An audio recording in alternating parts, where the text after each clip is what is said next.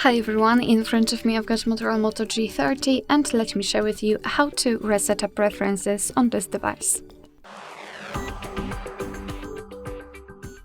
So let's start with opening the settings, and here we have to scroll and find the apps and notifications. Let's tap on it. Then let's tap on see all 41 apps, of course 41 in my case, and tap on the three dots icon in the right upper corner.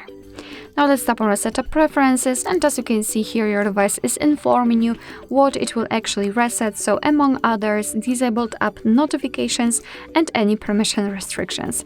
What's more, no worries, you won't lose any app data, so simply tap on Reset Apps, and basically this is it. So thank you so much for watching. I hope that this video was helpful, and if it was, please hit the subscribe button and leave the thumbs up.